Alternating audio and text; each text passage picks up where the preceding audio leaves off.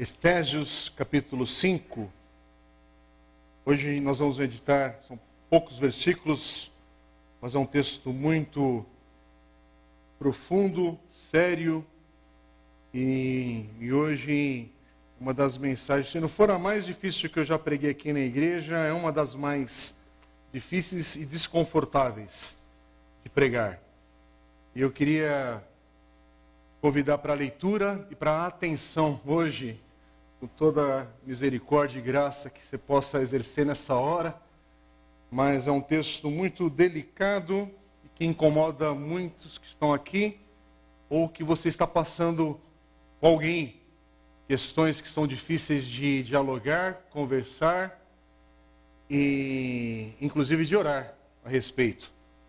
E Paulo fala aqui aos Efésios, a partir do versículo 3, vou ler na Nova Almeida atualizada, e diz assim, que a imoralidade sexual e toda impureza ou avareza não sejam nem sequer mencionadas entre vocês como convém a santos.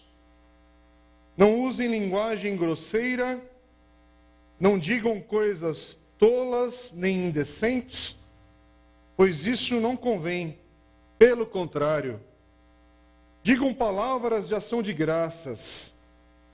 Fiquem sabendo disto, nenhuma pessoa imoral, impura ou avarenta, porque a avareza e a idolatria tem herança no reino de Cristo e de Deus. Não se deixe enganar com palavras vazias, porque a ira de Deus vem sobre os filhos da desobediência por causa dessas coisas. Portanto, não participem daquilo que eles fazem. Porque no passado vocês eram trevas, mas agora são luz no Senhor. Vivam como filhos da luz. Amém? Irmãos, é muito importante que a gente aprenda da história, não apenas pelo momento político que nós estamos vivendo e passando. Sim, é importante a gente aprender da nossa história mais recente, olhar para anos recentes e o que a história tem nos ensinado e construído na nossa nação, na nossa vida. Mas falando sobre povo de Deus, sobre igreja do Senhor, é necessário também que a gente aprenda, não um pouco, mas bastante, sobre a história da igreja. É importante que a gente aprenda e, de fato, vá atrás de informação e aprenda sobre o que é a igreja do Senhor por gerações e gerações e que já tem passado e enfrentado e discutido, e entender que já houve diversos momentos, diversas circunstâncias, onde aconteceram debates, conversas que foram pesadas e sérias para aquele momento, difíceis temas, questões muito importantes e fundamentais para a fé cristã, já foram debatidas. E muitos de assuntos que são recentes para nós, talvez para a nossa geração, quando eu falo nossa geração, nós que estamos vivos ainda, nos dias de agora, atualmente, quando a gente olha, a gente pensa, soa como algo novo, mas quando a gente olha para a história da igreja, já foi debatido, já foi discutido, já foi enfrentado, já foi superado, ou já foi, talvez, foi um momento tenebroso, talvez, que a igreja enfrentou, sofreu, mas passou. A igreja já discutiu questões sobre a divindade de Cristo, sobre a seriedade e a gravidade do pecado, a realidade do inferno, sobre a justificação dos crentes somente pela fé, sobre a soberania de Deus na salvação. São assuntos que já foram tratados, e é interessante que, mais recente, algumas expressões teológicas, como hoje se fala sobre a teologia liberal ou teísmo aberto. E é interessante para onde caminham essas ideias, para aqueles que negam sobre a soberania de Deus na história, na vida, sobre todas as coisas. E aí você vai vendo para onde pessoas que adotam e abraçam esse pensamento caminham e vão. Então é lógico, nós temos novos desafios no nosso mundo hoje, porque estamos nesse momento no ano de 2022, um novo século. Há questões que são novidade, a pressão da tecnologia, da informação. É impressionante ver o que aconteceu na última década apenas, irmãos. O salto, a velocidade tecnológica e como isso mudou nossas vidas. Mudou os processos de aprendizado, e para bem e para mal. Então, sim, temos desafios que são novos, mas parece que dentro dessa novidade é algo que não é tão novo assim, que também acompanha a cada geração. Sim, nós que vivemos um cristianismo no Ocidente, porque se você também começa a ler, aprender um pouco de teologia, de história da igreja, há um outro cristianismo que é oriental, há uma outra tradição da igreja, quando você ouve falar, inclusive agora, né? Por causa dos debates políticos, aí você descobriu um padre que não era católico, mas é da igreja ortodoxa, aí dá uma visibilidade para algo, fala, peraí, que papo é esse? Que conversa é essa? E aí você descobre que de repente que há uma outra tradição com outros nomes, com outros legados aí, e não só para virar piada ou assunto de meme, né, na internet, mas é fato, você vai atrás. Mas no Ocidente, a gente tem hoje, como eu estava falando, a gente ouve falar mais sobre a teologia liberal, é aquilo que vem da Europa, dos Estados Unidos, e chega na América Latina, e aí ganha uma roupagem nova e diferente por causa dos processos e das questões que aqui na América Latina, aliás, eu falando de América Latina, eu estou sendo bonzinho, porque para falar só de Brasil, só do nosso país tupiniquim aqui, as questões cristãs, teológicas e de igreja já tem outra roupagem, por causa da nossa cultura, por causa daquilo que nos faz brasileiro, de onde a gente bebe as fontes e a nossa cultura, a nossa tradição cristã, que é muito recente. Quando você fala de história, irmãos, para a história, falar de 500 anos não é nada, é um sopro. E para falar de tradição cristã evangélica, então, que vem lá do final dos anos 1800 para 1900, ali no início, quer dizer, tudo muito recente, tudo muito novo. Mas, ao mesmo tempo, a gente vê hoje que há uma colisão na teologia, no ensino bíblico presente. Há um comprometimento hoje nos padrões bíblicos da imoralidade sexual.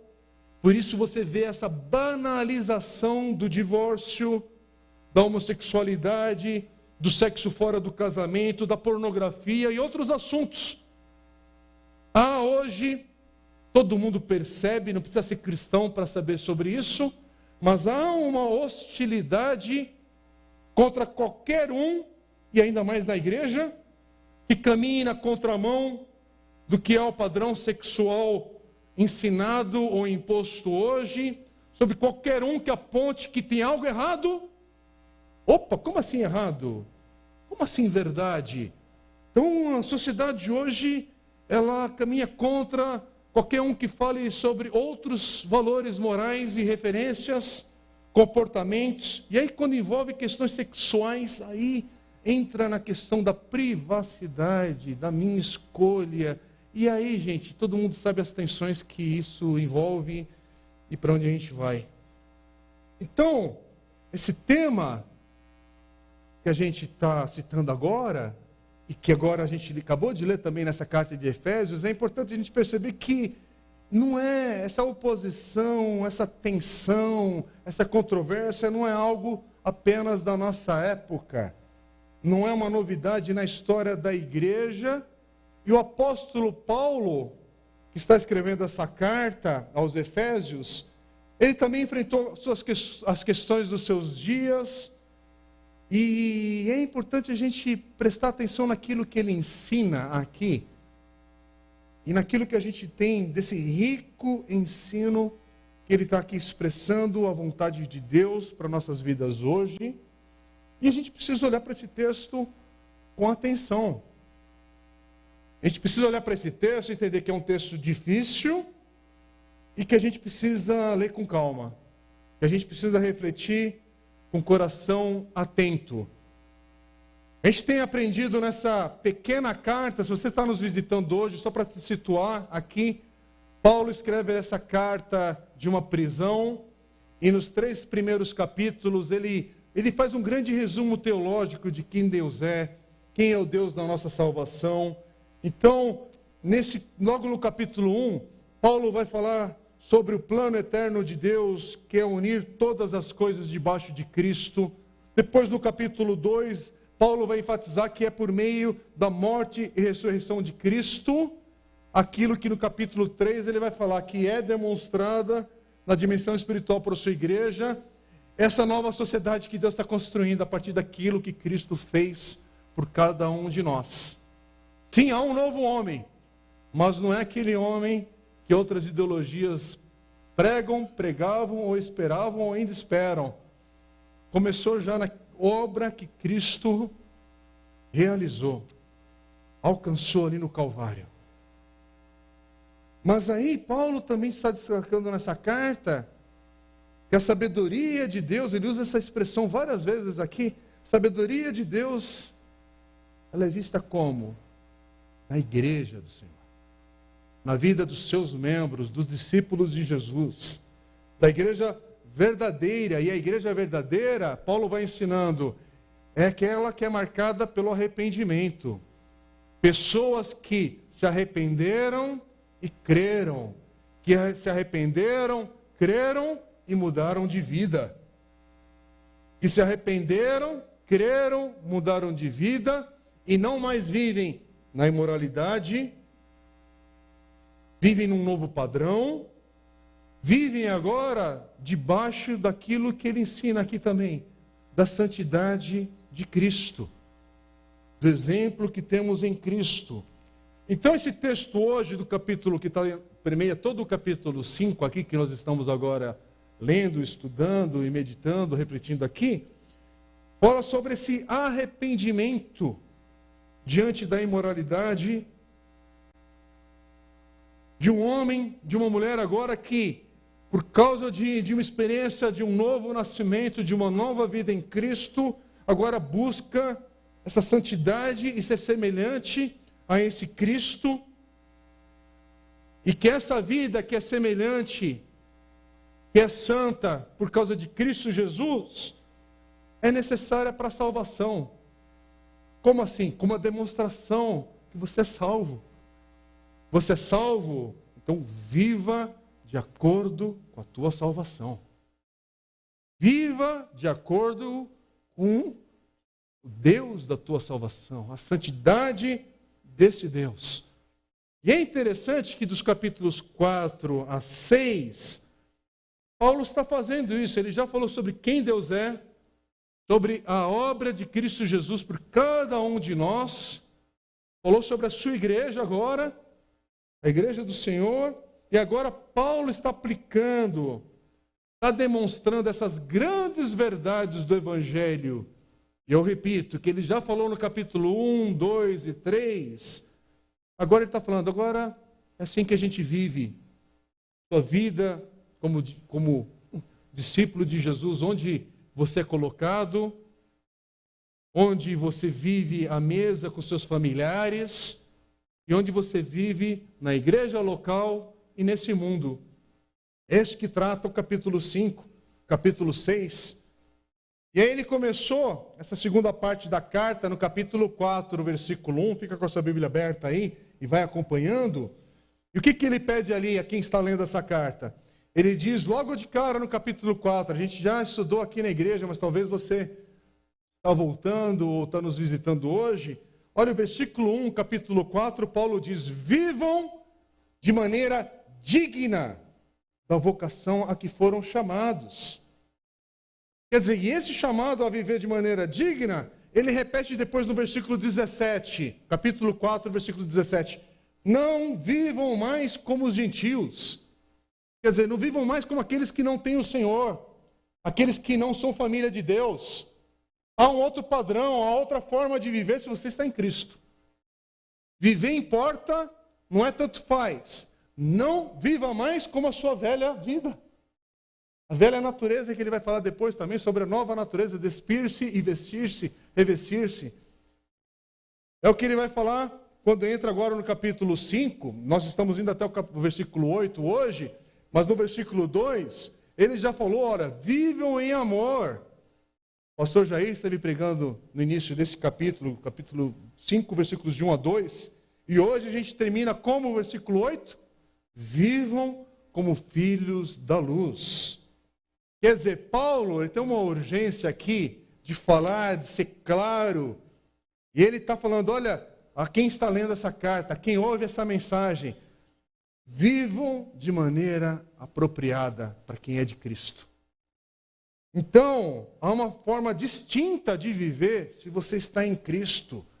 Se você passou pela experiência de ser reconciliado com Deus por meio de Jesus. É como nós vivemos nos nossos relacionamentos uns com os outros, ou aos outros aqui, debaixo de Cristo. Há uma maneira de viver, de se expressar, de se comportar. E é interessante que Paulo destaca no capítulo 5, no versículo 1, a característica que distingue a nossa vida cristã, a nossa vida em Cristo, é que agora a gente vive como filhos amados. Essa é a verdade que nós temos revelado aqui na palavra de Deus. Você é um filho, uma filha amada. Você não precisa viver tentando conquistar o amor de Deus, provar que Deus te ama. Será que Deus me ama mesmo? É como quando Jesus é batizado e depois quando Jesus é tentado também no deserto. A tentação vem para quê? Para negar aquilo que ele ouviu no seu batismo. E esse é o meu filho amado. Essa é a nossa luta na vida, irmãos. As perguntas que passam na nossa cabeça, as nossas inculcações. Será que eu sou mesmo um filho amado? Será que Deus me ama? Mas eu errei, eu pequei, eu zombei, eu desprezei, eu fiz isso, eu fiz aquilo. E o que a palavra de Deus nos afirma é que ninguém pecou de tal maneira que a graça e a misericórdia de Deus não lava todo o pecado da sua vida e te dá uma nova vida, uma nova história. E Deus te afirma, por causa de Cristo Jesus, você é um filho amado. Você não é um filho rejeitado, você é um filho amado. Deus te ama. Viva como filho amado. Deus te ama e importa como você viva.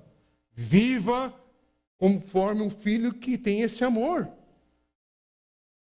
Se eu falo que eu sou moldado por Cristo, eu viva agora conforme Cristo, não conforme a cultura da minha época, com os valores que me são impostos, jogados, ensinados a todo tempo, que vão contra os valores do reino de Deus. Por isso que Paulo agora, ele vai falar de coisas específicas, e no caso de hoje, ele vai falar sobre um alto padrão elevado que temos do ensino da palavra de Deus e da parte de Deus sobre a nossa vida, e especificamente vai falar sobre a santidade que envolve o sexo, que envolve a nossa sexualidade, a santidade sexual, se a gente pode usar essa expressão.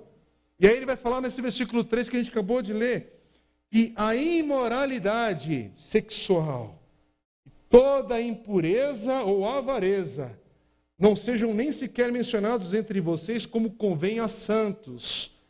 E é interessante que aqui ele diz não a 3 coisas, a 3 comportamentos, a 3 maneiras da gente conduzir a nossa vida nessas áreas. Ele é específico. Ele está falando sobre imoralidade sexual, impureza, e aí ele fala de avareza. Avareza que é a cobiça, que é a ganância. E é interessante que no versículo 5, ele repete novamente essa mesma ordem. Ele fala, fiquem sabendo disto. Nenhuma pessoa, e ele repete, em consonância com o que ele acabou de falar, mais uma vez, nenhuma pessoa imoral, impura ou avarenta, porque ele especifica mais ainda, porque a avareza e a idolatria têm herança no reino de Cristo e de Deus. E é interessante que em outra carta, em Romanos, Paulo vai colocar de novo, lado a lado, isso, a imoralidade e a impureza. Parece que imoralidade e impureza andam juntas, não se separam. E é interessante que impureza, aliás, imoralidade sexual, impureza a gente vai ver na sequência aqui. Imoralidade sexual não é sobre ser homofóbico, que está na moda a gente ouvir essa palavra, talvez ser questionado, ou até ser rotulado na igreja com essa questão. Não, não. Aqui não é sobre ser homofóbico, não é sobre isso que está falando o texto. Aqui o texto e o ensino bíblico diz sobre ser contra tudo o que distorce, o que rebaixa o valor do sexo. É sobre tudo aquilo que se distancia dos valores elevados de Deus, para aquilo que é o sexo como um dom, como um presente, como uma bênção para cada um de nós. É sobre ser contra tudo aquilo que rebaixa o valor do sexo, que vem por meio do quê? Por meio do que a pornografia promove, por meio daquilo que a atividade sexual fora do casamento também aprofunda e promove na vida de pessoas, homens e mulheres, que se machucam, que se ferem, por causa que estão no ato do ato sexual, fora da bênção que é o matrimônio do casamento. E aí a ferida, machucado, por quê? Porque não está debaixo da aliança bela, santa, e que te preserva, e que te honra, e que te fala, olha, não é só fazer, é algo mais bonito que envolve essa união entre homem e mulher, mas hoje é debochado, hoje é avacalhado, e aí, hoje é o que é promovido fora dessa aliança, fora de uma forma que não é sobre lei, pode ou não pode, é sobre entender que a Bíblia ensina que o sexo, a sexualidade, questão sobre gênero, homem, mulher, é algo mais elevado do que a sociedade está debochando, é algo mais santo, é algo de maior valor, é um presente, é uma bênção. O sexo é para ser desfrutado, é para um casal ser abençoado com esse lindo presente que Deus nos deu, mas há um significado, há um propósito, há um simbolismo, a beleza na vida sexual entre um homem e uma mulher. E o que a Bíblia ensina e o que Paulo está falando é que tudo aquilo que distorce os valores do reino de Deus, tudo aquilo que distorce essa imagem que cada homem e cada mulher carrega de terem sido feitos à semelhança de Deus, homem e mulher, o mistério da união também entre esse homem e a mulher. É interessante você ver que o casamento, o relacionamento que vem com o casamento, está colocado no coração da sociedade. E é uma ilustração. É como a gente pudesse aprender sobre o que é o amor de Cristo por sua igreja. E a gente vai ver isso daqui a pouquinho, Deus permitindo, daqui a 2 estudos ou 2 mensagens, provavelmente daqui a 2 domingos. E o casamento é essa ilustração bela, vivida, que a gente tem aqui, vívida diante de nós, para a gente ver que essa é um mistério dessa união de Cristo, do amor de Cristo por sua igreja. O casamento, ele revela, mostra o que é viver debaixo de Cristo nas regiões celestiais. Há um mistério nisso tudo, há uma beleza nisso tudo, e é por isso que há um ataque contra esses valores. Porque enquanto a mesa de uma família, onde um homem e uma mulher se amam, se honram, educam os seus filhos também. Por que é um combate contra esses valores? Porque isso aqui significa o amor de Cristo por sua igreja. E é como você chamasse alguém que está longe de Cristo, quando você convida a ir à sua casa, sentar à sua mesa, não é no sentido do orgulho, não é para a prepotência de ninguém, mas é o seguinte, cara, você quer entender o que é o Evangelho? Vem para casa. Irmãos, essa é a grandeza e também que a gente olha para isso com temor. No sentido de falar, Senhor, só pela graça. Só pela tua misericórdia. Quem é casado aqui sabe que é só pela misericórdia de Deus mesmo. Aliás, onde é que você aprende que você precisa perdoar 70 vezes 7 para além disso? Casando. Coloca isso na vida, faz parte já do pacote. Porque é perdoar, se arrepender, prosseguir. Se arrepender, perdoar, prosseguir. Dar mais um passo, ir além, celebrar. Mas é luta, é dificuldade, precisa de perdão. Porque não é um conto de fadas, não, é outra coisa. É ali a gente aprender na prática da vida o Evangelho. E é a gente aprender a convidar outros que precisam ver o Evangelho ser demonstrado. Irmãos, você não convida uma pessoa, por favor, estou falando dentro de um limite, entre aspas, e das limitações dessa frase. Mas você não convida uma pessoa para ver a demonstração do Evangelho no culto da igreja. Você convida a pessoa a ver Cristo à sua mesa, na sua refeição diária, no momento que você está ali com seus filhos. Você quer ver o Evangelho? É aqui. Porque se são perfeitos? Não. É porque aqui tem briga, mas tem reconciliação. Aqui às vezes até há ofensa, mas não é constante, não é toda hora, não é cada 5 minutos. Mas há momentos que a gente se ofende, mas aí tem que parar tudo. E tem que ter perdão. Tem que ter palavras de arrependimento. Esse é o Evangelho. Isso é o Evangelho. Não é que você vem para uma casa que é perfeita, mas é que o perfeito Jesus habita nessa casa, nesse lar, na vida, no coração. É por isso que a gente fala, não, eu por mim mesmo não sou santo, eu não sou justificado e de maneira alguma sou perfeito, mas em Cristo Jesus na minha vida, a minha vida é selada com o Espírito Santo de Deus. E aí, a cada dia, a cada momento, o Senhor olha para a minha vida como um santo, um justificado, um santo, por causa de Cristo em mim, por causa de Cristo em você. E é assim que a gente prossegue, e isso é também no lar. Isso é na vida entre um homem e uma mulher.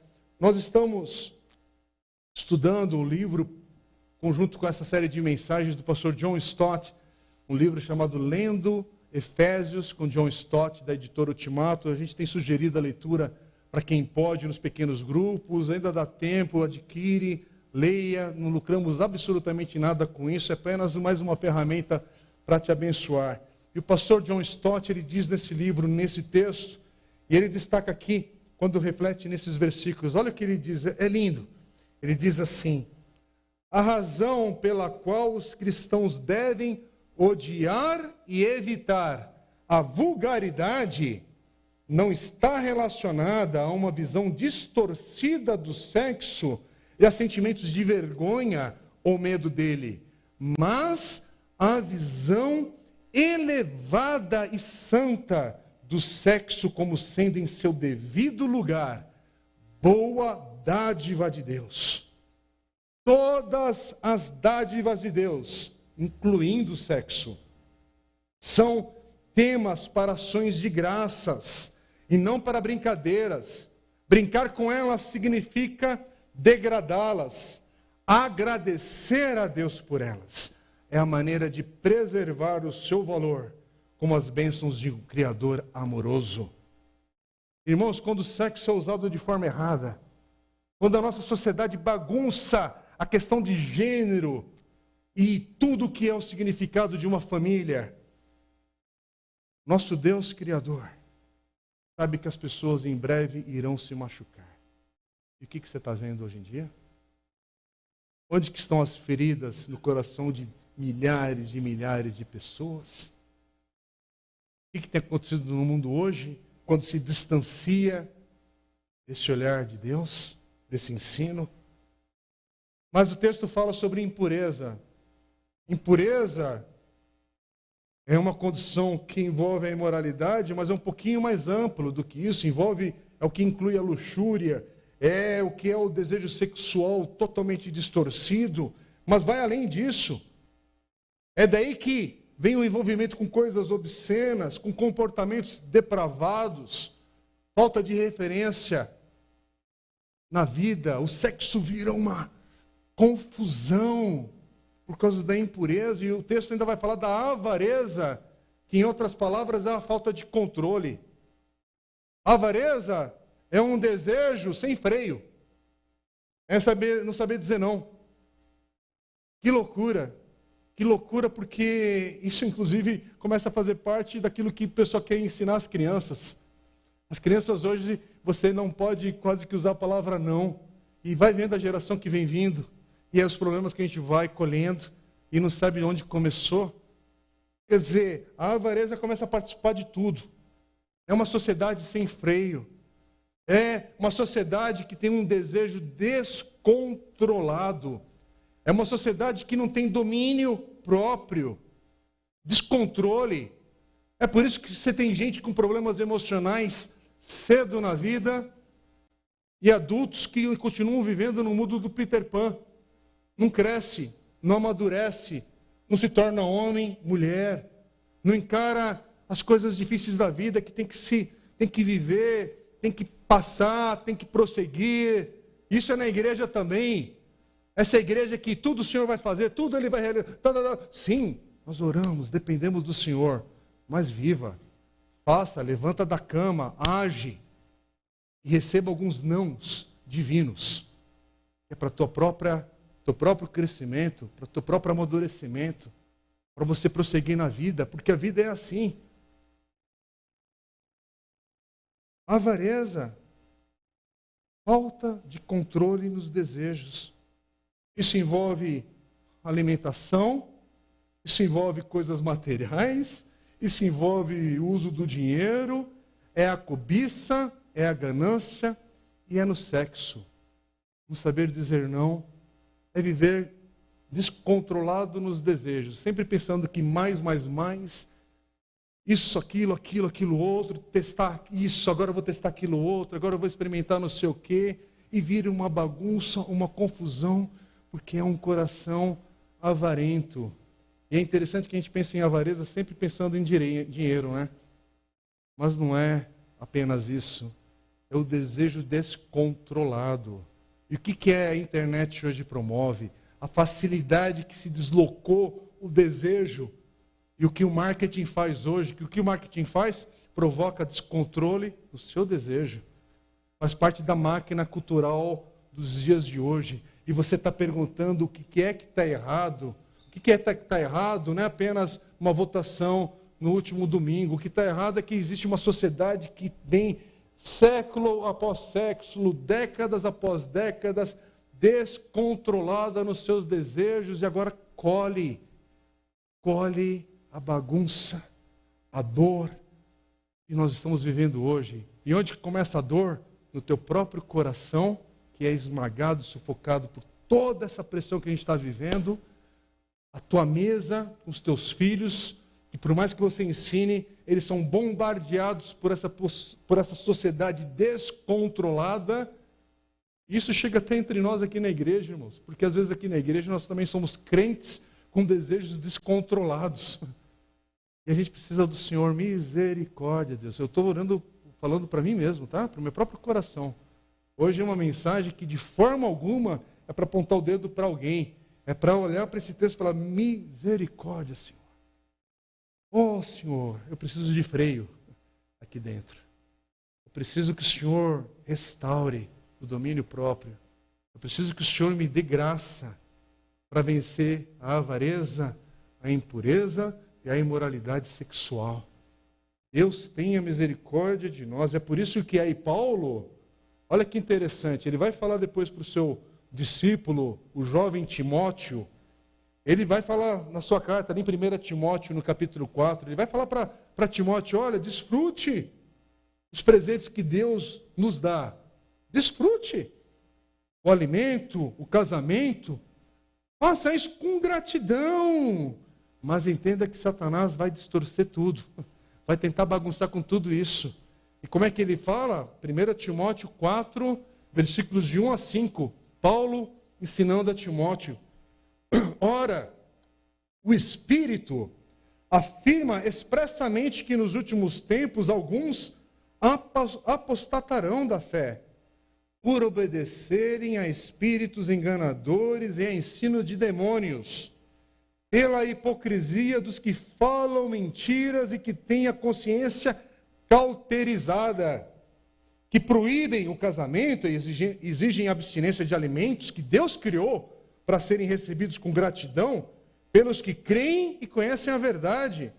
Pois tudo o que Deus criou é bom, e ser recebido com gratidão, nada é recusável, porque é santificado pela palavra de Deus e pela oração. Irmãos, que texto! É uma advertência para todos nós e para a gente olhar com atenção. Tudo que Deus criou é bom, mas o diabo tenta distorcer. É por isso que hoje há essa... Por favor, falo com todo respeito, mas essa onda, essa moda, esse discurso vegano, vegetariano, isso, aquilo, outro, me desculpe, isso tem todo um viés ideológico permeado aí para bagunçar, porque a palavra de Deus, que tudo que Deus criou é bom. Mas se você quiser adotar, se preservar em tal item que você acha que é para a sua vida melhor, que Deus te abençoe nessa tua escolha. Mas não vai olhar para o teu irmão que não faz essa tua escolha e amaldiçoá-lo, amaldiçoar o churrasco da tua família e não sei o quê. Prossiga na tua vida. Segue em frente. Nem sou eu para falar, não, você não deve fazer aquilo. Mas esse desequilíbrio que a gente tem na alimentação, no cuidado da saúde, no nosso corpo, na nossa mente, nos valores que a gente tem. Paulo fala, tudo o que Deus criou é bom. Irmãos, é bênção. Por favor, de novo, não distorce o que eu vou falar aqui. Eu peço a graça do Senhor para você não entender errado. Mas uma pizza acompanhada de um vinho delicioso é maravilhoso. Mas se nessa noite eu tomar a garrafa inteira de vinho, eu estraguei a noite. Eu baguncei. Precisa falar mais? Come um pedaço de pizza, 2 ali, é maravilhoso. Vai no rodízio de pizza desenfreado, sem controle no desejo, você bagunçou aquilo que era para ser bom. Faltou o equilíbrio, você vai colher na tua saúde, você vai colher no teu corpo, e o teu corpo bagunçado vai bagunçar a tua mente, e a tua mente bagunçada vai bagunçar a tua alma, e a tua alma bagunçada vai levar para a vida em Cristo aí, toda uma paranoia, um descontrole, porque o problema não é algo que você gosta de fazer, praticar e tal. O problema é o desejo sem freio, que vira o vício, que vira a ganância, que vira a cobiça. É por isso que tem gente, você acabou de comprar um carro, dentro do teu orçamento, o carro está bonito, ele dá conta, mas o que o desejo desenfreado da sociedade faz? Você acaba de estacionar o carro na garagem, você descobre que o vizinho também trocou de carro. E por um mais novo, mais isso, mais aquilo outro. Aí você fala, não, eu vou já, no ano que vem eu troco de novo. Teve uma época, e agora eu acho que parou um pouquinho isso, até por causa dos custos, mas tinha uma época que era quase moda, tinha gente que trocava de carro todo ano. E não é porque precisa, é porque o desejo está sem freio. Não é porque você tem o dinheiro para gastar. Por favor, aqui não vou entrar na questão, não é legalismo. Acho que você já entendeu. É a grande sacada que a Apple, Samsung e outras marcas fizeram, irmãos. Eles descobriram que se eu colocar o desejo descontrolado para você trocar de iPhone, de celular todo ano, que você viu que o celular virou, é igual carro, é o modelo 2020, 2021, 2022. E aí quando você olha, você fala, mas eu realmente precisava fazer essa doideira? Eu consigo administrar toda a tecnologia que está nesse negocinho aqui na mão? Ou é o desejo? Desejo desenfreado. Por favor, irmãos, troca do celular a hora que você bem entender, não é isso. Eu estou querendo dizer que algo está fora de controle na nossa sociedade. Isso está na nossa mesa. está diante de nós, alcançando no coração dos nossos filhos. E aí o texto aqui, ele vai para essa área mais específica, porque ele está agora tocando numa coisa que nos incomoda hoje, que é para falar da nossa sexualidade, da nossa intimidade, da coisa sagrada, que é a vida entre um homem e uma mulher, e que está tudo bagunçado, está tudo distorcido. E aí Paulo está falando lá de trás, ele vai falando, olha, porque você agora é adotado, você faz parte da família de Deus, você foi eleito, há um novo nascimento, você foi selado com o Espírito Santo de Deus, há uma maneira nova de viver, porque agora você está debaixo de Cristo. Então, por causa disso, suas palavras, o que você faz, aquilo que você está colocando na tua vida, importa. Não é sem valor, mas de novo, não é para te amarrar no negócio, é porque agora, na verdade, você não está amarrado, você está liberto. Você está liberto para usar a palavra não, não preciso, não quero, não vou por esse caminho, porque não vai ser bom aquilo que eu vou colher lá na frente. É por isso que um novo nascimento em Cristo, para você que tinha a vida desenfreada e bagunçada com as suas finanças, o Evangelho faz você agora tomar decisões com mais sabedoria, com mais limite. É por isso que a forma de educar seu filho e sua filha muda. A forma de você conduzir o teu casamento muda. A forma de você viver os relacionamentos na igreja, na vida, na família, muda. Por quê? Porque agora o teu desejo não está descontrolado. Agora ele está debaixo de Cristo. Isso muda tudo. E é por isso que Paulo vai insistir, voltando para Efésios capítulo 5, no versículo 4, ele fala. E o que ele diz aqui? Não usem linguagem grosseira. Não digam coisas tolas nem indecentes, pois isso não convém. Irmão, tem alguma dúvida ao ler um texto desse aqui que Paulo está falando? Precisa de tradutor do Google, alguma coisa? Não. E Paulo vai dizer, pelo contrário, digam palavras de ação de graças. Ah, o coração do crente transborda de gratidão. Não é de insatisfação porque eu não tenho, porque eu não posso, porque eu não faço, porque eu não sei o quê, tal, e vive de biquinho. É o contrário, o coração de crente transborda de gratidão, de satisfação, porque agora meu coração é satisfeito, não no ato sexual, não em quantas mulheres ou em quantos homens eu me envolvo, não porque agora eu posso tudo, não porque agora eu tenho dinheiro, não porque agora... Não.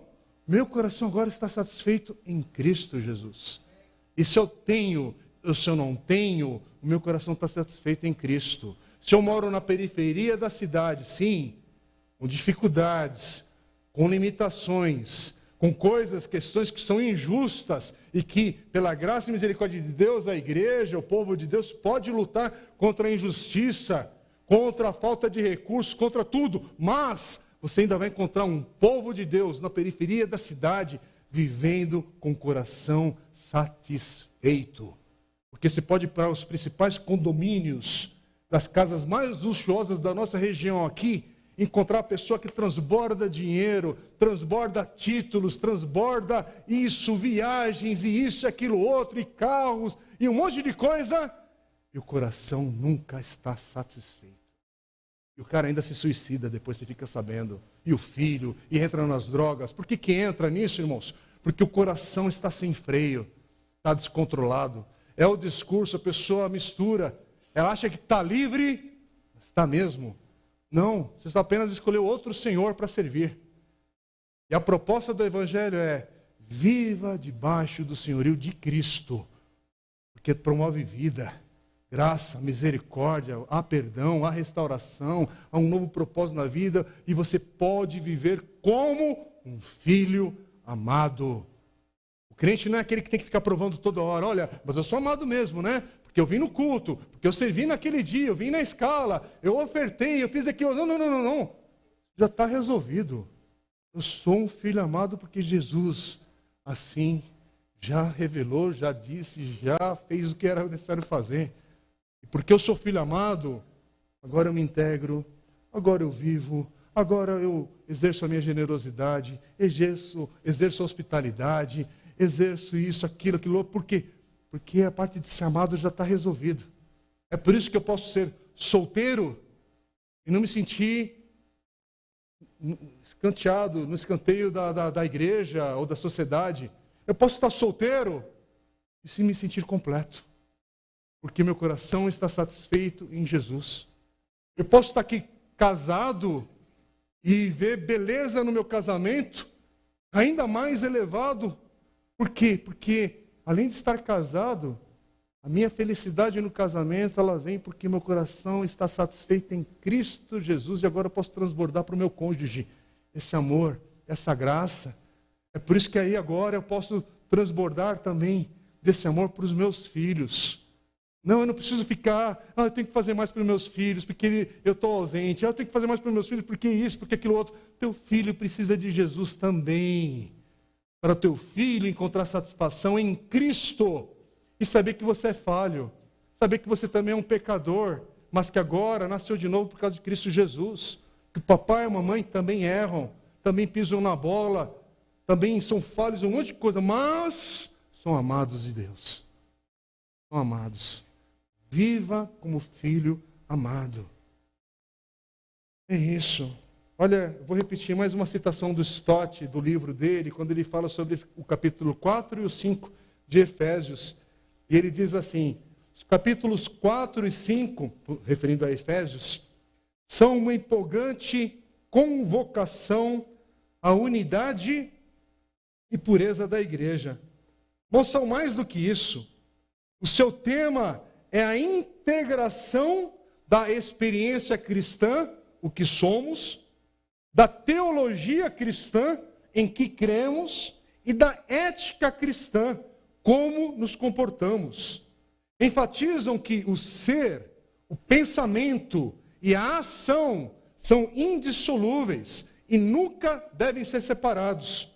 Pois o que somos governa o modo como pensamos. E o modo como pensamos determina o modo como agimos. Somos a nova sociedade de Deus, um povo que se despiu da velha vida e se revestiu da nova.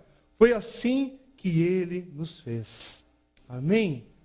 Irmãos, eu estou quase finalizando, mas eu preciso pedir para vocês só uma paciência por mais alguns minutos. Porque agora a gente vem para a parte mais difícil para ser claro nesse ensino e para o tema que nos incomoda nos dias de hoje. Primeiro é lembrar que esse amor de Deus, esse amor que a gente fala aqui, o amor sacrificial de Cristo, por mim, por você, por sua igreja, é uma união permanente. Por isso que a Bíblia também ensina que o casamento entre o homem e a mulher é para ter esse significado permanente. Por isso que nós oramos e pedimos misericórdia do Senhor para que o divórcio não seja vivido entre nós. Mas quando acontece, oh Deus, tem misericórdia. Porque você não deixou de ser um filho amado de Deus. Deus continua te amando e você pode continuar vivendo como um filho amado. Mas isso não é para a gente criar um padrão agora do tanto faz. Importa. Casamento é para ser permanente. É para ser complementar, sim. A Bíblia fala, ensina. Casamento é heterossexual. É entre um homem e uma mulher. Sim, há hoje homens que se apresentam, inclusive, como homens de Deus, dos púlpitos, com a Bíblia. Muitos líderes que na igreja estão trazendo confusão com esse ensino, questionando verdades que a Bíblia fala claramente. Não tem esconde-esconde nesse tema. Tem desconforto, porque tem coisas que a gente fala, e agora? Como é difícil? Sim, tem temas que são difíceis na Bíblia, mas não está brincando de esconde-esconde a palavra de Deus. A palavra de Deus ensina, diz, fala. Mas então, dizer que o Evangelho é sobre amor e inclusão, que onde um amor existe, onde já tem comprometimento, onde tem fidelidade, mesmo que seja entre homossexuais ou outras coisas que vêm por aí, que a igreja tem que dar boas-vindas e abraçar, desculpe, eu preciso que você preste atenção, porque sim, a gente respeita quem faz essa opção fora da igreja. Assim, a sociedade aí fora ela não é cristã. Por isso que há uma dificuldade para a gente entender o que é lei, que pode preservar relacionamentos. Aí há uma discussão com a questão dos nomes, das questões, e eu não vou entrar aqui nessas coisas também técnicas, jurídicas e outras questões. Por quê? Porque quem é presidente, quem faz as leis, o juiz, o judiciário, etc., a sociedade ela não é feita para atender apenas os crentes. A sociedade é uma pluralidade de valores, de ética e um monte de coisa, de fé. Sim, há pluralidade, mas eu estou falando para a igreja agora. Estou falando da igreja, e você precisa prestar atenção, porque sempre houve e sempre haverá um pregador, um estudioso da palavra de Deus, mas que em certo ponto ele vai tentar moldar o evangelho para o valor atual da sociedade, para algo que não receba tanta crítica, para algo que, olha, aqui nós acolhemos, olha, aqui você é bem-vindo e nós te amamos, porque sim, você foi rejeitado naquela igreja, naquele negócio. Sim, vai ter sempre alguém querendo fazer alguma coisa mais light, soft, não sei que palavra usar. Sim, e sim, mesmo na vida da igreja, na sua história, sim, a gente já tratou muitas questões com estupidez, com falta de respeito, com falta de tato, por ignorância, por ser talvez até um comportamento rude da sua época. Eu já passei por cada uma, irmãos, já vi cada exemplo na vida de amigos e amigas que lutavam com essas questões, com essas dúvidas e foram chutados. Foi chutado mesmo do meio do religioso, porque é difícil discutir, pá, chuta. É difícil abraçar, então vai para fora, é mais fácil fazer isso. Mas ao mesmo tempo, desculpe, esse tema é difícil, mas Deus usa uma linguagem clara e forte na Bíblia, ao falar da prática da homossexualidade. Romanos capítulo 1, versículo 26, a carta de Judas, que é um capítulo só, que é o versículo 7, usam as palavras paixões vergonhosas, contrário à natureza. Paulo vai nos advertir, inspirado por Deus, pelo Espírito Santo de Deus. Nós queremos assim, que a Bíblia é a palavra de Deus, e ele diz na sua carta em Coríntios, 1 Coríntios 6, versículos 9 a 10. E ele fala com todas as letras: não se enganem, nem imorais, nem idólatras, nem adúlteros, nem homossexuais, nem ladrões, nem avarentos, nem bêbados, nem maldizentes, nem roubadores herdarão o reino de Deus. A Bíblia está falando isso. Mas a Bíblia ela não está dizendo aqui nesse versículo, porque algumas pessoas com uma linguagem mais contemporânea, parece que ficam lendo, porque nem os homossexuais, e nem os homossexuais, e nem os homossexuais, e nem os homossexuais, e nem... Não. Ninguém é gago aqui na leitura. Deus não está falando isso. Deus está falando de uma lista. Diversos pecados aqui, que não são exaustivos, tem mais coisa. Mas Paulo aqui está dando um ensino. Está falando, mas aqui ele cita sobre os homossexuais. E Paulo, presta atenção, ele está... Por isso que é importante estar com a Bíblia. Você está num culto público, na igreja do Senhor, crente nascido de novo, Bíblia na mão, Bíblia do Senhor para você ver a palavra de Deus e não achismo de homens. Acorda a geração da igreja atual. Como é que você vem para um culto de adoração a Deus e não tem a palavra de Deus? Você está caindo na besteira de pregadores que não tem temor a Deus, e você está vendo a geração indo para o inferno, porque você também despreza a liberdade que você tem hoje, avacalha. Cadê a palavra de Deus na tua mão? Cadê a palavra de Deus diante de você agora? Para você pegar a palavra de Deus e falar: Senhor, tem misericórdia de nós, que estamos vivendo em tempos difíceis. E aí você pensa que o problema é Bolsonaro ou Lula.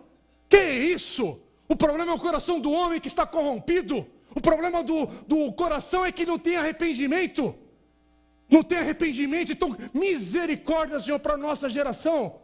Misericórdia começa pela casa de Deus. Porque a gente é um povo que canta, faz folia aqui no meio do culto, mas não tem temor à palavra de Deus. Se acorda, escova os dentes, vem para o culto, esquece tudo. Esquece a palavra de Deus. E aí não sabe o que está errado na Gospelândia. Não sabe o que está errado com o teu irmão da esquerda, da direita. É até bom usar esse nome, né? Quem senta do teu lado, na tua frente. E aqui não estou falando do legalismo, eu estou falando do valor que a gente tem na mão. Homens morreram para a gente ter a palavra de Deus hoje em mãos. Homens morreram para ter a tradução da Bíblia na tua mão. Não é para fazer um mercado da palavra de Deus. Para ter a Bíblia verde, a Bíblia amarela, a Bíblia da ecologia, a Bíblia gay, a Bíblia não sei o quê. Não é para essa palhaçada que a gente está vivendo hoje. E você não sabe o que é que está errado. O que está errado é que você não tem a palavra. Você, ou aquele, ou outro, por favor, ou eu também. Nós não temos a palavra de Deus. Não apenas na nossa mão, mas no coração, na vida. E aí você está querendo ganhar um debate, impondo valores para uma sociedade que não tem a palavra de Deus. E que não tem o exemplo da igreja de Deus também para os dias de hoje, irmãos. E quem sou eu aqui para apontar o dedo? Ao falar isso, eu estou me colocando aqui e falo, Senhor, tem misericórdia, para eu não também cair numa cilada maligna e me desviar da tua verdade. Para não me desviar dos teus caminhos, porque hoje homens que já foram exemplo na minha vida, que me inspiraram e que motivaram muita coisa, eu estou vendo, você está se distanciando, você está indo para longe, ainda é possível voltar, ainda é possível voltar, mas você está se distanciando. Irmãos, o problema nosso aqui não é encher a igreja, é continuar clamando, Senhor, eu não sei se essa igreja vai encher, mas continua salvando enquanto é tempo, continua alcançando o perdido enquanto é tempo, mas a gente não pode mudar o tom, aquilo que a palavra de Deus ensina. E eu sei que isso aqui é barra para papais e mamães, porque eu tenho 2 meninas na minha casa, Esther com 6 anos, Laura com 10 anos, vai fazer 11 semana que vem. Eu falo, Senhor, que igreja é essa que elas vão herdar?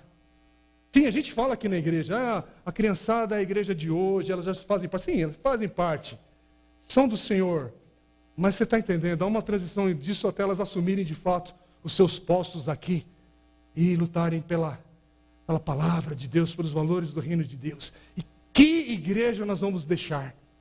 Que igreja nós vamos passar? Porque a geração de cabelos grisalhos que enviaram missionários, que plantaram igrejas, que arregaçavam a manga para levantar tijolo, está morrendo. Hoje, para fazer um mutirão na igreja, não, por favor, não é legalismo. Mas para fazer um mutirão simples na igreja, olha, tenho que convencer de um jeito. Eu não estou falando aqui para quando eu fizer um próximo apelo, você achar que eu estou dando indireta para quem não pode vir porque trabalha, porque... Por favor, tira essa besteira da cabeça. Estou falando sobre o coração, a vida. Hoje o cara gasta mais com um pet shop do que com oferta missionária, do que com a contribuição na igreja local. E por favor, quando eu falo isso, Deus tem suscitado essa igreja. Quem eu saber quem oferta A, B, C, D, qual o valor que entra, irmãos? Eu não acompanho os nomes dos membros dessa igreja, por isso que cada passo que a gente dá, a gente fecha o mês e fala, Senhor, só pela tua misericórdia o Senhor está fazendo tais e tais coisas com uma igreja do nosso tamanho. Mas como a gente pode ter uma geração de crente hoje que investe mais no pet shop do que na igreja do Senhor? E aí, eu estou falando tudo isso por quê? Porque nós temos um desafio hoje, e que é muito sério. Eu quero citar uma frase, eu traduzi aqui de um livro que eu estou lendo, que me ajuda também para montar as mensagens, uma reflexão do pastor Richard Dawkins. Ele é um pastor em Londres, e ele tem um comentário em Efésios, e aí ele diz assim, o desafio é claro, devemos amar todos que lutam com a atração pelo mesmo sexo, ao ponto de não enganá-los quanto à necessidade de arrependimento para a sua salvação.